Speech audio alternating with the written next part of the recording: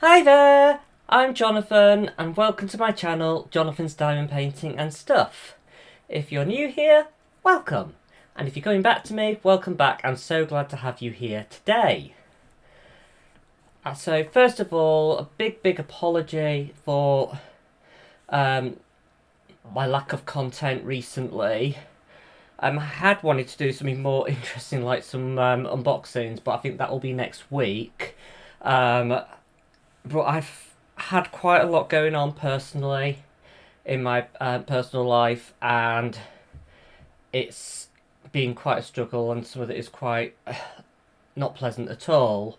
So I thought a whip and chat was really in order for me to get all these things off my out my head, and just update you guys as well at the same time. And I just thought it'd be helpful to me, to offload all that, mentally. I've had some good news as well, but I will go into all of it as we, get through the session. Okay, so I am working on Magical Potions by Nathanael Mortensen, a Diamond Art Club kit. This was for the Spring Alongathon event, which by the time this video goes out, that event will have finished. Because it finishes, this is the 30th, Thursday the 30th, it finishes tomorrow on Friday the 31st. And I think we have our final giveaway for anyone that's taken part in the event on, I think, Saturday or Sunday, depending when Jan, the lovely lady that runs the DAC Fans UK Facebook group, does it. Okay, so this is all I've done. So basically, by the time this event is finished, I'll have done a third of this, which obviously is way less than I managed last year for the hashtag FamAlongUK event, but that's okay. I wasn't going to push myself, and I'm glad I didn't. I was working for quite a bit of this, because I went back in January for 3 months before I went off sick again. So yeah, but I'm impressed with what I've done so far. I'm really enjoying this, and I'm going to continue working on this after the event until I finish this, hopefully. Life gets in the way of normal plans. I had planned rigidly what Diamond Painters was going to do in what order, but I'm not really very fast. I like to do things while I diamond paint, like watch telly, listen to audiobooks and such, and sometimes it takes my concentration away a little bit, but I enjoy that and I find it very fulfilling to do that. So I I'm not apologising for anything. I don't care how slow I am. It'll get done when it gets done. The most important thing is the journey and how much I am enjoying what I'm doing, and I would say that to all of you out there that starting this craft journey. Okay, so I just thought I'd give you the zoomed out view first. We've got the strength potion here, which has like the mountains of strength and everything. We've got the luck potion, very clear by the shamrock and all the green. We've got the poison potion, or death potion as I'd like to call it. Oh, sorry, I just turned that into silent. Okay, and then we have the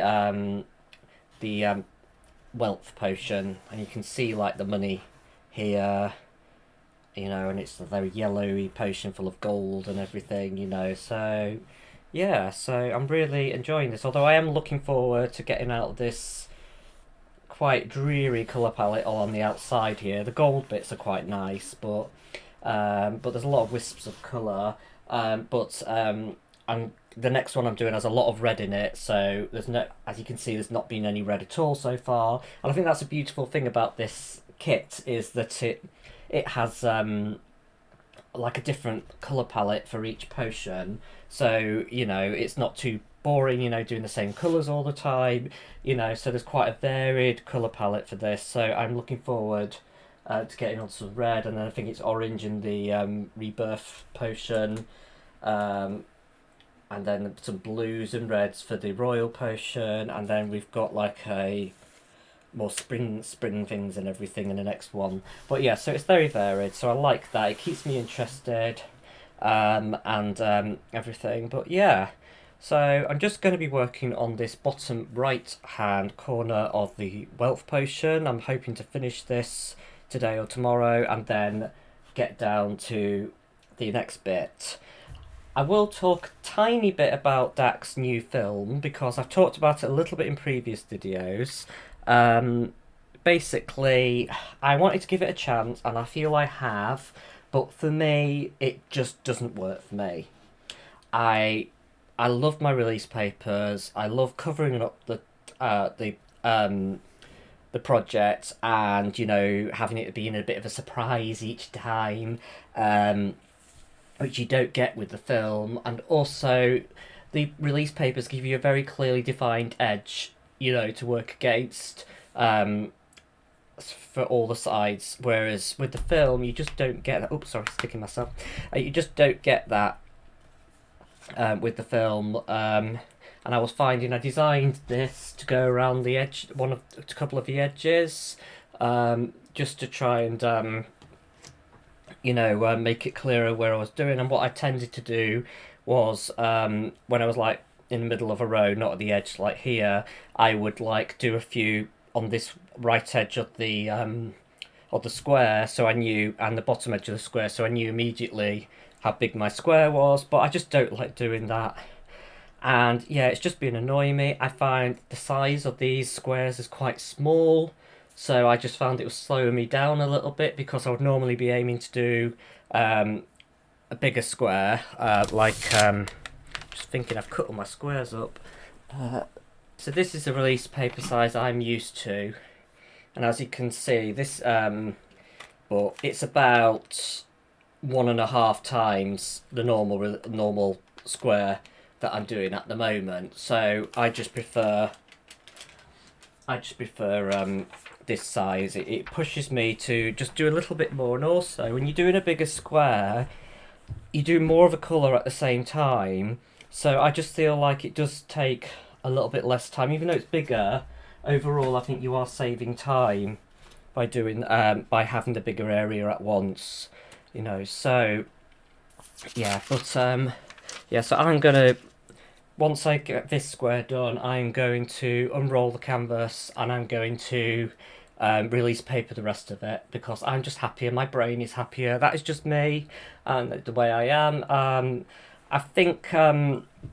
I think Diamond Art Club have put lines into the newest film covers, but I did see on the video that someone showed of the lines, as soon as you rip them off, the lines tend to disappear. They don't actually stay on, and they probably would have done well to put lines on the inside of every square, slightly a few millimeters in, so that the square that remains on the canvas you can still see the edge clearly. But yeah, but it's a improving progress. I mean, Diamond Art Club at the top of their game, with diamond painting. I think they're the best diamond painting company in the world. But yeah, so we'll just have to see what they do next. But that's just my experience. So I will zoom you in a second. I'm just going to put a little bit more tape.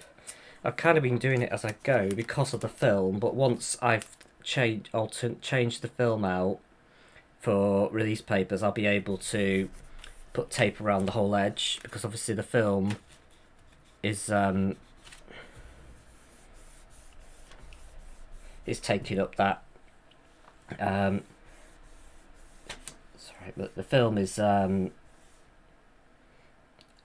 overlaps over to the edge, so that's why I couldn't put the washi tape over all of it straight away. I've already got one open. I'm working with one of my Tramats. Now I did have a business selling these for a very short time, but everything has just got too much for me recently. I've really struggled emotionally with everything, and I've had to pull back on a lot of things, including the business. I will be selling some of these in the future, but they'll be strictly through my Facebook group only, and that's the Facebook group you saw at the beginning and you'll see at the end, and I'll link it down below. It's facebook.com/groups/Jonathan's Diamond Painting. Okay, and feel free to join that. I have updates about my personal journey. It's a very friendly group. People can like share their progress in a nice, safe environment. Um, and it's a very, very pleasant group. And actually, recently I've had some beautiful, lovely comments. One of my regulars, Francis, said something like the best group on Facebook or something, and somebody else said it was that she found her tribe, or her people. So I really, really appreciate that and appreciate the space I'm creating for people. I just love it. I know I'm not as popular as some of the other YouTubers, but I just love that I've got my group of people. That we all stick together and help each other. Okay, so right, let me zoom you in.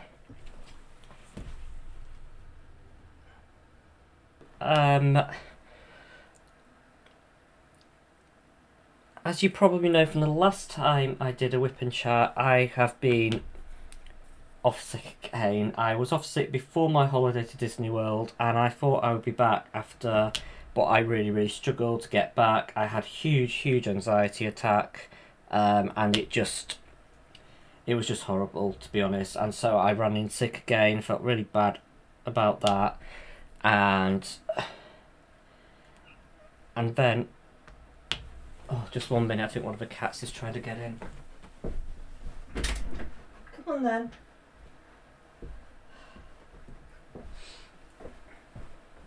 In case anyone hasn't met him, this is Justin.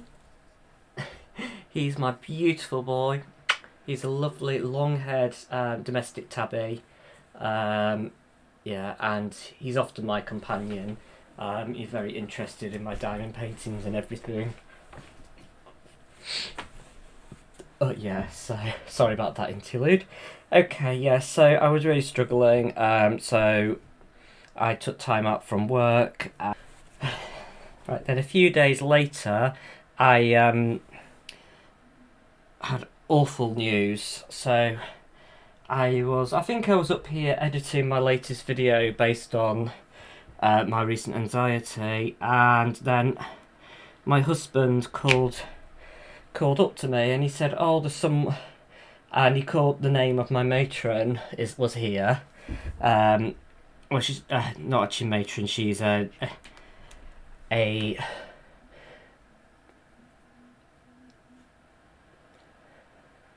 advanced community nurse practitioner, I think. ACNP is her role. I usually say matron because it's easier for lay people to understand. But yeah, so anyway, yeah, she was at my front door, so I rushed downstairs. Like thinking, oh my god, they want to talk about my sickness or something, or I'd lost my job. I mean, there's loads of things that were going through my mind. And she came in and we weren't even, she couldn't even sit down because Alan was cleaning all the floors. And then she said, oh yes, it's serious. And I thought, oh my god, what is it? What have I done, or what they're going to say? And then she just told me that my boss had died. And it absolutely shocked me to my core. I really struggled to to comprehend it. Even, I mean, my boss is not quite at retirement age yet, but he's very, very healthy, full of life. He supported me a lot, and gave me a lot of support on, like, he chatted to me. We'd go for walks outside, we'd go out for a meal and watch a film, and we were messaging each other recently, like a couple of days before this happened, and I just couldn't believe it. I was just totally overwhelmed, devastated. And it hit my other colleagues similarly across our whole team. So it was just absolutely, well, still is absolutely dreadful, and we're still trying to come to terms with it. it was an unexpected death. I'm not going to say the circumstances because I'm not going to, you know, announce details and stuff online. But just it was a shock, and yeah. So, and I don't think I'll fully come to terms with it until I'm back in work. But I certainly wasn't feeling like going back anytime soon. But at that point in time, but I had a sick note for a month at that point, so I just didn't feel like I was going to change that. I wasn't going to go back any earlier.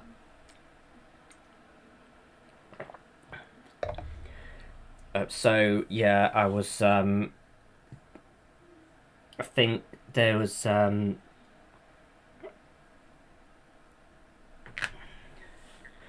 was a meeting. Well, sorry, there was a meeting of lots of people, lots of my colleagues. A couple of days later on the Monday, because this was Saturday. This happened, and yeah, so I went into the office. They said it was fine for me to go in, even though I was off sick.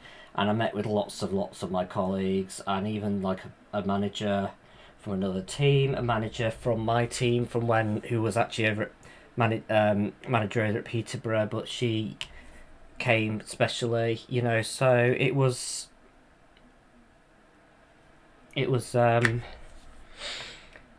yeah, it was nice to connect with people that are being affected by it. um but it was a lot of people. I had a kind offer from a colleague that was also not in the office that day. She was off duty that day, but she was going in, and she kindly gave me a lift into the office. And that was nice because we were able to debrief each other, on the way and on the way back and stuff. So, but there's just no preparing for something like this, and I knew my boss wouldn't always be there, but and I knew one day he would retire because I've got another 20 years of my career to go. So I knew that he wouldn't always be there, but I never in my wildest dreams thought that he wouldn't be here anymore.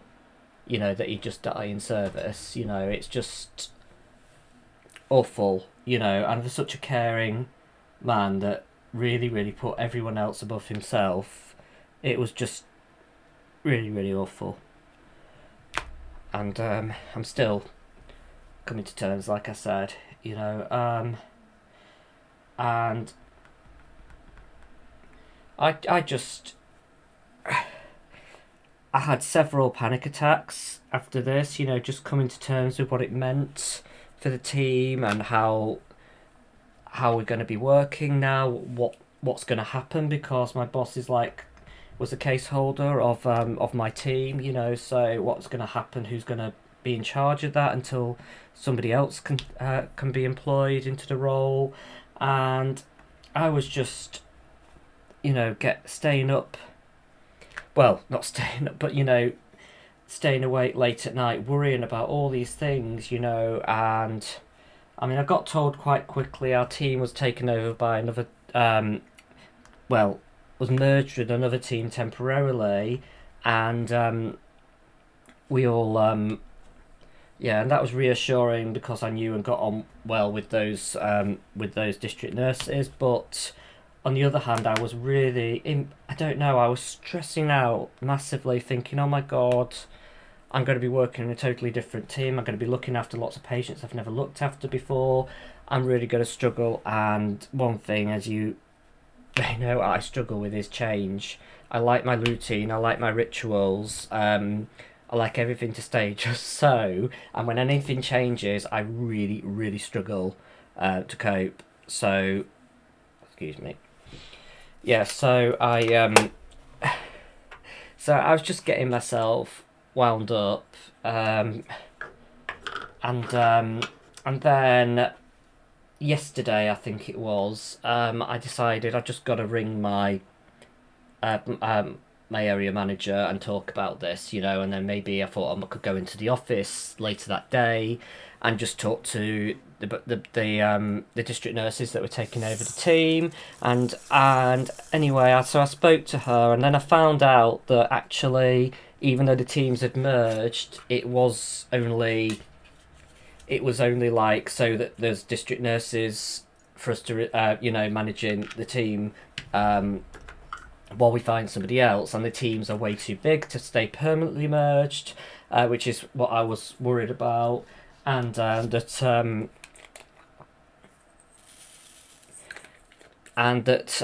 the teams would be kept separate, and then we will be having a new district nurse in our team eventually. When that's employed into.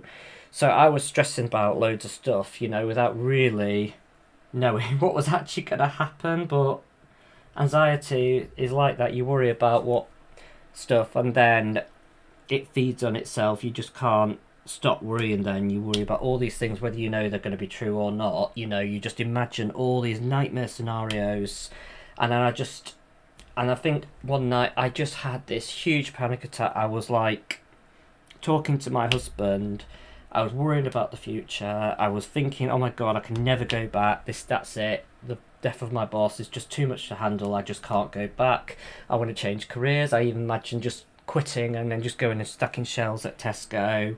And my husband was really upset and stressed, and he was like, saying I wouldn't be treated as well at a minimum wage job and giving up all my career, and he was worried about everything really. So it was just I just couldn't cope really, and I just felt awful, and I really struggled to sleep that night. And the next day I thought, I can't go on like this. So like I said, that's when I called my area manager, and I got lots of my concerns addressed, and she reassured me on lots of things, and she was amazing, to be fair.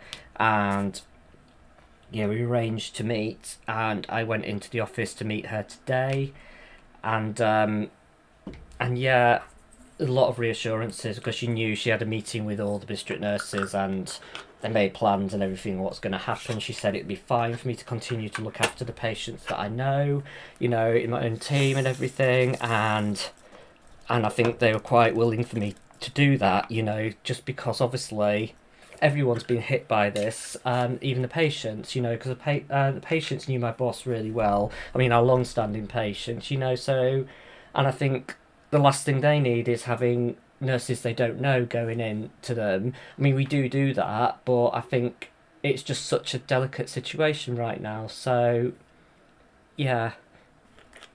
So, and the other thing I discussed was, I said I just can't come back onto a full list, and I thought that was one of the reasons I struggled to get back the other week, was that I had a full list. I had some patients I didn't even know. It was just a bit too much for my system to handle after being out for a few weeks, so I couldn't go in. But so anyway, I said to my area manager, and I said, could I just I don't really want a full phased return, but something. And then she said that well, not a phased return, but maybe you could just not have any patients for the first day or two. And I said maybe I could just have some diabetics, and diabetics are like fairly easy visits normally. I mean, things can go wrong, but normally it's quite straightforward. And so I'm back on the weekend in 2 weeks' time, or just under 2 weeks.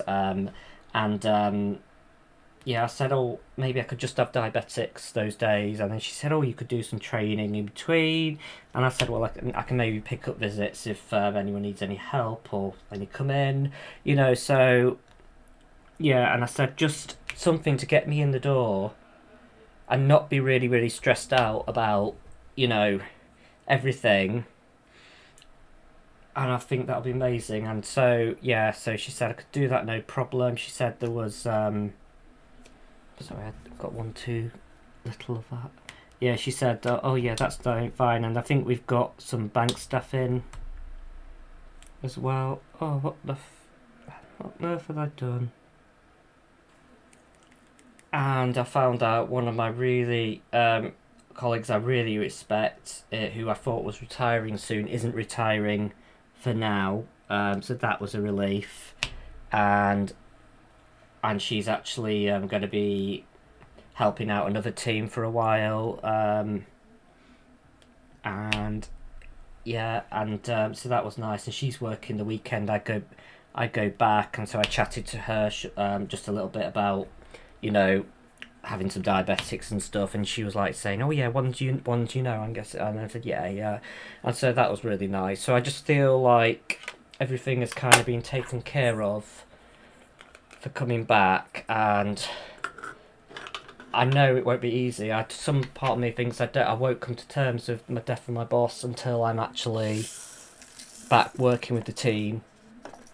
You know, so, and I know from speaking to my other team members, it's not been easy for them, you know, and they are struggling, you know, so I kind of want to be back supporting and just dealing with my grief at the same time, because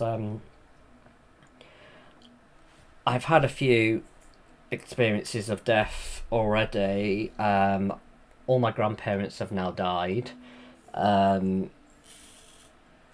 Ones that hit me the hardest were probably my granny, who was a physiotherapist and taught me a lot of what I know um, about anatomy and physiology, and she was always really proud of me for being a nurse. And 413, 413. Yeah, and I talked to her a lot when I was younger, but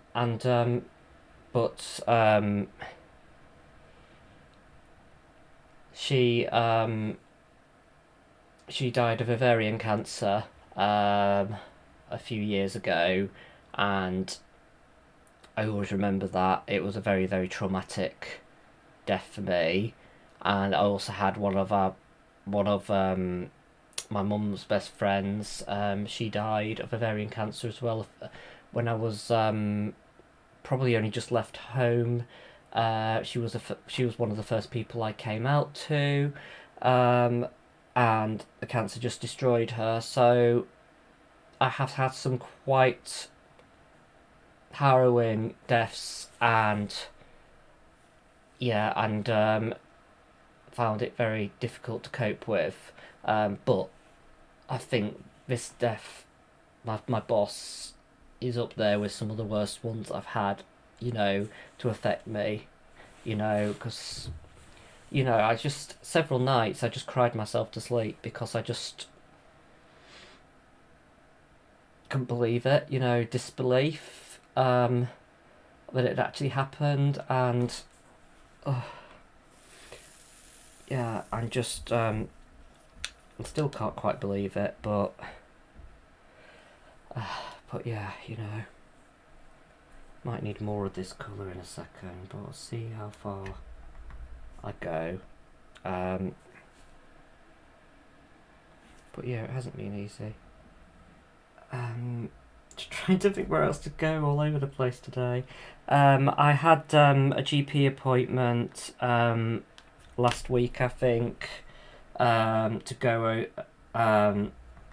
over like all my medication and see if I needed any changes. I didn't actually change my antidepressants because he said there will be a period of instability of a few weeks, and I thought that would mean I'd probably have to stay off sick. I wouldn't be able to get back straight away, and I just didn't want to destabilize everything like that. And they are working. It's just I still got this anxiety. So instead, I asked if there was anything I could take to manage the, you know, the anxiety. You know, like the going to work in the morning sort of thing.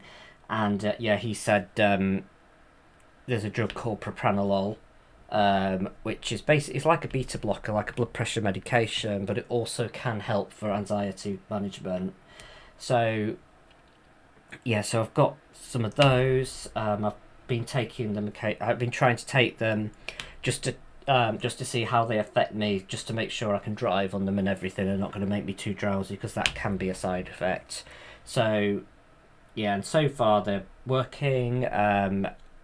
they're not making me drowsy. So yeah, so all good with that. But I was very well taken care of with the with the GP and everything. It was actually, I think I talked about how we'd lost a long time partner from my surgery, and we just gained another partner, and it was a new partner that I saw. So that was nice to actually know I'll have some continuity because I'll probably see him again at some point. But yeah, so I was thinking what else. Yeah, so I'm just thinking what else. Yeah, so that was that. I've had my counselling, and yeah, that's going okay. Still having it every other week, but not much major new things to talk about in there. I've talked mainly about all the issues already, and I've actually got some really good news.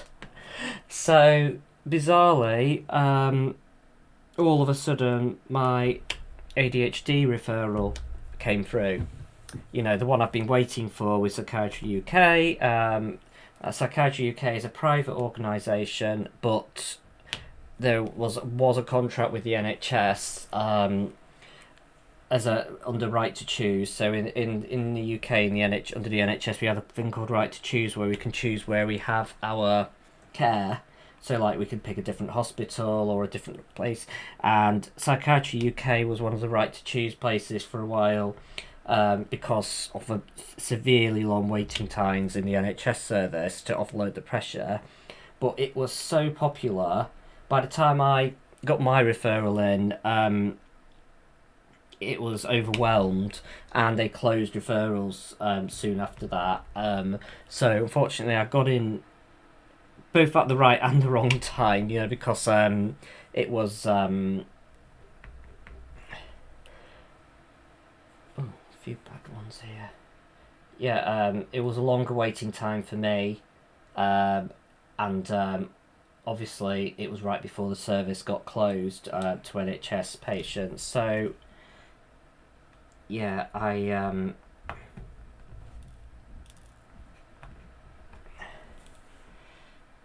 was waiting for quite some time. I can't remember exactly how long, but it was well over a year, maybe a year and a half, maybe even longer. But anyway, it came through, and then I could not sleep at all the night before.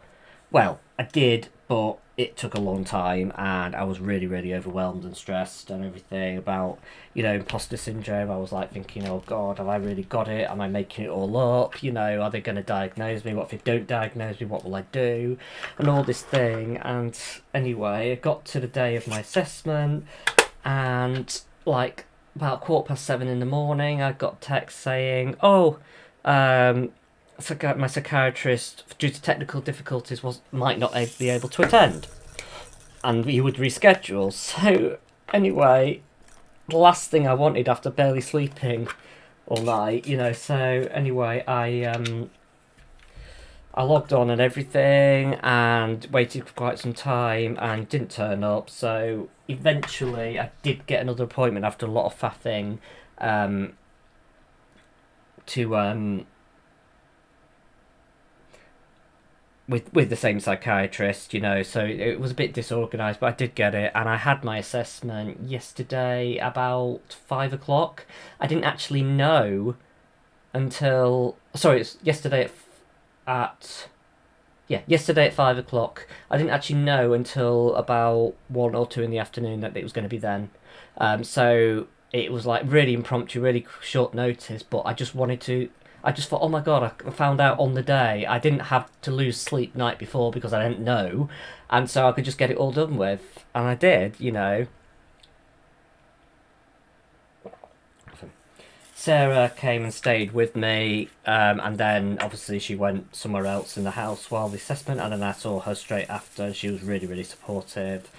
And yeah, it was, how to describe it really. I mean, he let me talk in a lot of instances, asked some questions, but asked why I'd thought about why I wanted it now, why I thought about it now, and just saying all my life I felt I'm different. I know I'm a bit on the hyperactive side. I do get distracted, forget things.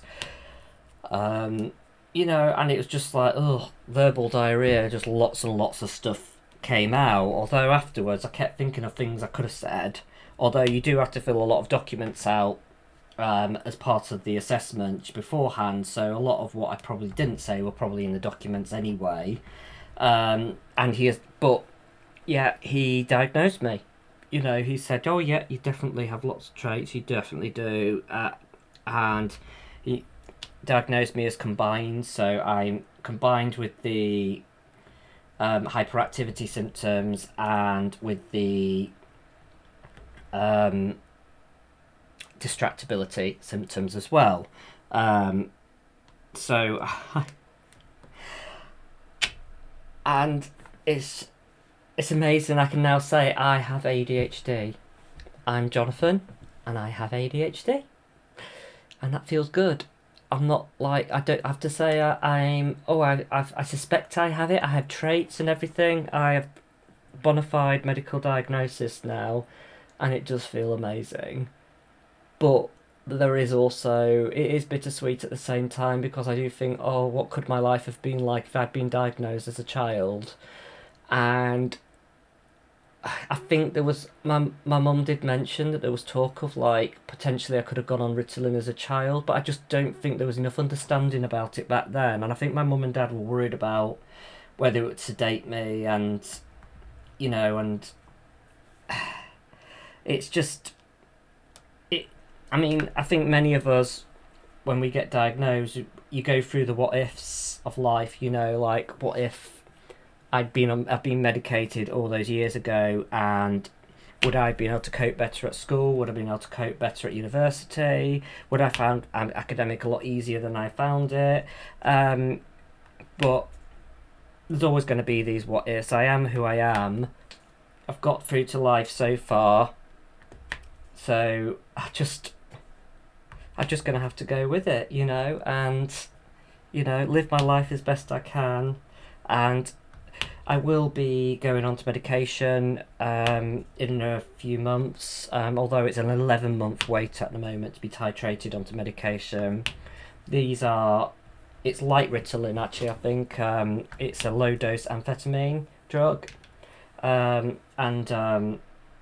It just kind of, he said it will quiet my mind, and just, because I do get intrusive thoughts. I'm not going to say what they are. They're absolutely horrific, though. And he said hopefully it will quiet a lot of them, so we'll just have to see what happens. But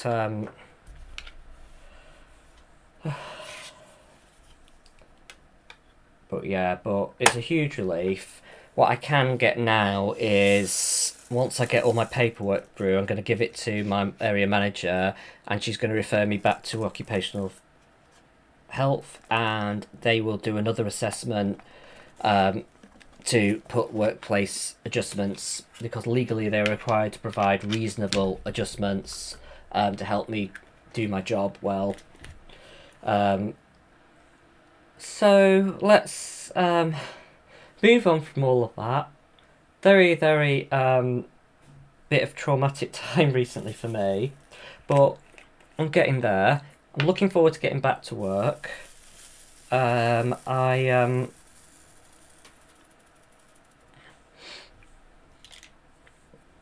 looking forward to getting back to work, and I really am, actually. I just want some normality back to my life now. I'm going to be doing some unboxings, as I keep saying. Sarah has got a kit that some of our friends gifted her from Dreamer Designs, which we will be unboxing on Monday, but that will probably be released later in the week. So that's exciting. And then I have got quite a few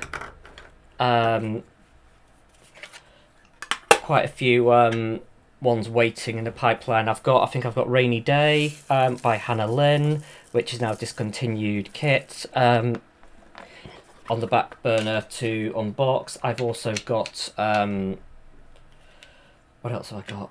I've also got Fairy House by Diamond Art Studio, because I've wanted that for ages and it was still in stock, and I think they were going to put the prices up, so I just thought I'll get it before the prices go up. They very kindly gave us the heads up of that.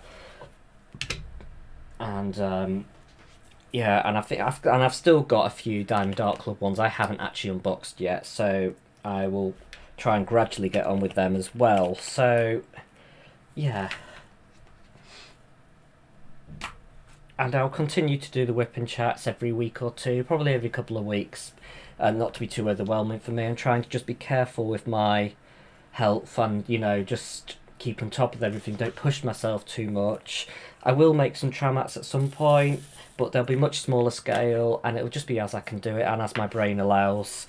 And as I make them, I'll put them on my Facebook group, you know, and if they sell, they sell. If they don't, they don't, you know. But there will only be a limited quantity available. So for those of you who don't know what a tramat is, it's these fabric things, and they just mean that you can have all your bits on, like including your drill tray, your tools, your pens, your tweezers, even your trash things, if you like, and it just stops the drills from getting scratched.